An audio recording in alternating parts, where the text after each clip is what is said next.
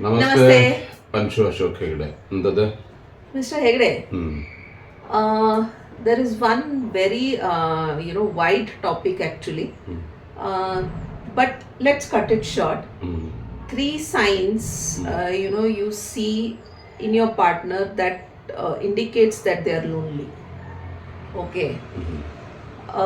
One of it is ಅವರು ನೀವು ಅವ್ರಿಗೆ ಹೋಗ್ಬಿಟ್ಟು ಹೇಗಿದ್ದೀರಾ ಏನು ಹೌಸ್ ಇಟ್ ಅವರು ಒಂದು simple answer I am fine ಚೆನ್ನಾಗಿದ್ದೀನಿ fine hmm okay and further to that there is no answer to it.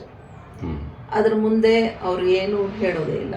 ಇನ್ನೊಂದು ಏನಂತಂತಂದರೆ ಇತ್ತೀಚೆಗೆ ಈ ಮೊಬೈಲ್ಸ್ ಫೋನ್ಸ್ ಬಂದಮೇಲೆ especially when the smart phones came in and social media came in, one thing is you see them always on phone. Okay. Conversation ಸ್ವಲ್ಪ ಕಡಿಮೆ ಆಗ್ತಾ ಬಂದಿದೆ, ಜಾಸ್ತಿನೇ ಕಡಿಮೆ ಆಗೋಗಿದೆ. Okay, so that is one more sign of that your partner is lonely. Okay, third one is like you are there, you are not there. Doesn't make any difference to them. Okay, there is no physical intimacy, there is no emotional intimacy. Your presence does not matter anymore. So that is one of which is like, in fact this should never happen in a relationship. ಇದು ಒಂದು ಏನಾಗಿದೆ ಅಂತಂತಂದ್ರೆ when it is on the borderline, okay, you can somehow recover back, but ಇದು continue ಆಗ್ತಾ ಹೋದ್ರೆ ಆವಾಗ definitely it's a sign of silent separation is what we call when we do the counselling. Okay, so ಆ silent separation ಆದಾಗ it is almost you are living under one roof. It is like under one roof but being divorced. Okay, so it's like that. So ಆ ಥರ ಆಗಬಾರ್ದು. So when it is on the border line itself, ನಿಮಗೆ first indication, the first sign when you see, when you go and check with your partner, ಹೇಗಿದೆ, what's happening, ಏನು ನಡೀತಿದೆ, ಸರಿ I am fine ಅಂದ ಕೂಡಲೇ ಬೇರೆ ಏನು ಬಂದಿಲ್ಲ ಅಲ್ಲಿಂದ ಅಂತಂದ್ರೆ that's a question mark. You should start working on it. ನಿಮ್ಮ ಅನಿಸಿಕೆ? ಅಲ್ಲ, ಇದು ಕರೆಕ್ಟು. ಏನು ಅಂತಂದ್ರೆ ಈಗ ಹೇಗಿದ್ಯಾ ಏನು ಅಂತಂದ್ರೆ ನಾನು ಚೆನ್ನಾಗಿದ್ದೀನಿ ಓಕೆ ಹಿಂಗೆ ಅಂದಾಗ ಅದು ನೆಕ್ಸ್ಟ್ ಏನು ಕಂಟಿನ್ಯೂ ಆಗಲ್ಲ ಅಂದ್ರೆ ಅಲ್ಲೇ ತಿಳ್ಕೋಬೇಕು. ಸೂಕ್ಷ್ಮ ಮನಸ್ಸು ಅದು. ಅದನ್ನ ನಾವು ಬೆಳೆಯೋದಕ್ಕೆ ಬಿಡ್ಲೇಬಾರ್ದು. ಅದನ್ನ ಆ ಸೂಕ್ಷ್ಮತೆನ ಅರ್ಥ, ಏನೋ ಪ್ರಾಬ್ಲಮ್ ಆಗಿದೆ, ಏನೋ ತೊಂದರೆ ಆಗಿದೆ, ಅಥವಾ ಅವಳ ಮನ್ಸಿಗೆ ಏನೋ ಘಾಸಿ ಆಗಿದೆ, ನೋವಾಗಿದೆ, ಅದನ್ನ ನಾವು ಬಗೆಹರಿಸೋದಕ್ಕೆ ಪ್ರಯತ್ನ ಪಡಲೇಬೇಕು.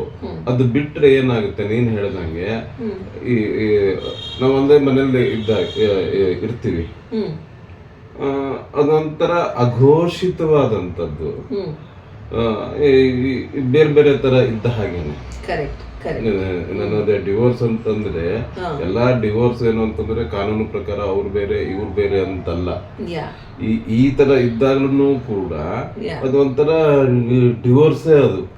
ಸೊ ಆ ಸೂಕ್ಷ್ಮ ನಾವು ಅರಿತುಕೊಂಡು ಗಂಡ ಹೆಂಡತಿನಾಗ್ಲಿ, ಹೆಂಡತಿ ಗಂಡನಾಗ್ಲಿ ಆ ಟೈಮಲ್ಲಿ ಕರೆಕ್ಟ್ ಆಗಿ ಮಾತಾಡಿ ಅಥವಾ ಏನು ಅದಕ್ಕೆ ಅವರಿಬ್ಬರ ಮಧ್ಯದ ಬಾಂಧವ್ಯದಲ್ಲಿ ಗೊತ್ತಾಗುತ್ತೆ ಯಾವ ತರ ಅದನ್ನ ಸಾಲ್ವ್ ಮಾಡ್ಕೋಬಹುದು ಅಂತ. See, when you are using your phone for some work reason, that is completely fine. ಅದು ಪದೇ ಪದೇ ಆಗ್ತಾ ಇಲ್ಲ, it is like occasionally that is happening, it's fine. Sometimes you need that break, you need your own silence, that time it's fine. But when it becomes habit, ಅದೇ continue ಆಗ್ತಾ ಇದ್ರೆ that process is happening definitely. ನಿಮ್ಮ ಅನಿಸಿಕೆ ಇದರಲ್ಲಿ? ಅಲ್ಲ, ಅದೇನು ಗೊತ್ತಾ, ಪ್ರತಿ ಒಂದಕ್ಕೂ ಒಂದು ಇತಿಮಿತಿ ಅಥವಾ ಒಂದು ಲಿಮಿಟ್ ಅಂತ ಇರುತ್ತೆ. ನಾವು ಅಲ್ಲ ಇವತ್ತು ನಾವು ಅಂತಲ್ಲ, ಹುಡುಗರು ಇರ್ಬೋದು, ಇರ್ಬೋದು, ಈ ಮೊಬೈಲ್ ಫೋನ್ ಬಂದು ಅದೇನೋ ಸ್ಮಾರ್ಟ್ ಫೋನ್ ಎಲ್ಲ ಅದರಲ್ಲೇ ಸಿಗುತ್ತೆ, ಏನ್ ಬೇಕು ಎಲ್ಲಾ ತರದ್ದು ಸಿಗುತ್ತೆ. ಸೊ ಅದರಲ್ಲೇ ನಾವು ತಲ್ಲಿನಾಗ್ಬಿಟ್ಟು ಅದೇ ಜೀವನ ಅಂತ ಅಂದ್ಕೊಂಡ್ಬಿಟ್ರೆ ಅದ್ರ ನನ್ನ ಪಾರ್ಟ್ನರ್ ಇದ್ದಾನೆ, ನನ್ನ ಜೀವನ ಸಂಗಾತಿ ಇದ್ದಾನೆ, ಇದಲ್ಲ ಅದು ಈ ಮೊಬೈಲ್ ಅಲ್ಲ ನನ್ನ ಜೀವನ ಸಂಗಾತಿ. ತಿಳಿತಾ? ಜೀವನ ಸಂಗಾತಿ ನನ್ನ ಗಂಡ ಅಥವಾ ನನ್ನ ಹೆಂಡತಿ. ಅದ್ರ ಬಗ್ಗೆನೂ ಇದು ಮಾಡಬೇಕು.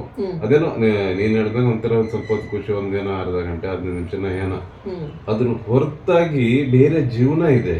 ಇತ್ತಿತ್ತಲಾಗಿ ಆ ಮೊಬೈಲಿಂದ ಎಷ್ಟು ಒಳ್ಳೇದ ಅದಕ್ಕೂ ಜಾಸ್ತಿನೇ ಕೆಟ್ಟದಾಗ್ತಾ ಇರೋದು. See, when you utilize it for the right things, definitely it's a plus point. Okay. Now gadgets ಮೇಲೆ utilization of gadgets or using the gadgets ಅದರದ್ದು ಒಂದು ವ್ಲಾಗ್ ಮಾಡಿದೀವಿ ತುಂಬಾ ಹಿಂದೆ.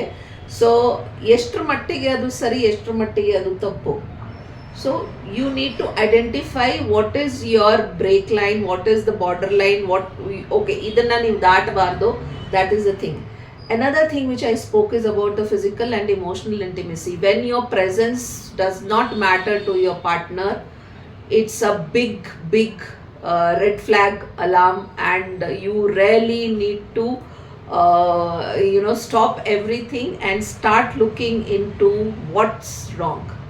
ಇಲ್ಲ ಅದು 100%. ಇಷ್ಟು ವರ್ಷ ಹಿಂಗೆ ಚೆನ್ನಾಗಿದ್ದವರು ಈಗ ಅದೇನೋ ನೀನ್ ಹೇಳ್ದಂಗೆ ಮೆಂಟಲಿ ಆಗಿರ್ಬೋದು ಅಥವಾ ಫಿಸಿಕಲಿ ಅದೇನೋ ಒಂಥರ ದೂರ ಹೋಗ್ಬಿಟ್ರೆ ಅದು ದಾಂಪತ್ಯ ಜೀವನಕ್ಕೆ ಅದು ಏಟು ಬೀಳುತ್ತೆ. ಕರೆಕ್ಟ್. ಹಂಗಾಗಿ ಎಲ್ಲಿ ಏನಾಗಿದೆ ಅನ್ನೋದೇನಿದೆಯಲ್ಲ, ನಾವು ಅದನ್ನ ಹುಡುಕಿ ಅದಕ್ಕೆ ಒಂದು ಪರಿಹಾರ ಕಂಡುಹಿಡಿಯೋದೇನಿದೆ ಅದು ಬಹಳ ಮಹತ್ವ ಆಗುತ್ತೆ. ಇಲ್ಲ ಅಂತಂದ್ರೆ ಇದು ಅದೇ ನಾನು ಆಗ್ಲೇ ಹೇಳಿದಂಗೆ ಕಾನೂನು ಪ್ರಕಾರ ಅಲ್ಲದೆ ಹೋದ್ರು ಒಂಥರ ಮಾನಸಿಕವಾಗಿ ದೈಹಿಕವಾಗಿ ಒಂಥರ ಡಿವೋರ್ಸ್ ತರನೇ ಅದು ಆಗಬಾರದು. ಆಗೋ ಮಟ್ಟದ ತನಕ ತಗೊಂಡು ಹೋಗಬೇಡಿ. ಅಷ್ಟರೊಳಗೆ ಅದನ್ನ ಸಾಲ್ವ್ ಮಾಡ್ಕೋಬೇಕು. ಯಾಕೆ ಅಂತ ಕೇಳಿದ್ರೆ ಇದು ಜೀವನ ನಮ್ಮದು, ಬೇರೆಯವ್ರದ್ದಲ್ಲ. ಇದೆಲ್ಲ ಹೆಚ್ಚು ಕಡಿಮೆ ಆದ್ರೆ ನಮ್ಮ ಜೀವನ ಹಾಳಾಗುತ್ತೆ ಬಿಟ್ರೆ ಬೇರೆಯವ್ರದ್ದಲ್ಲ. ಸೊ ನಮ್ಮ ಸ್ವಂತ ಅಂತ ಬಂದಾಗ ಪ್ರತಿಯೊಂದು ಹೇಗೆ ಕೇರ್ ತಗೋತೀವೋ ಇದು ಎಲ್ಲದಕ್ಕಿಂತ ಸ್ವಂತದ್ರಲ್ಲಿ ಸ್ವಂತದ್ದು ಈ ಬದುಕು, ಗಂಡ ಹೆಂಡತಿ ಜೀವನ ಅನ್ನೋದು. ನಿಮ್ಮ ಅನಿಸಿಕೆ ಏನೋ, do write in the comment box. Thank you.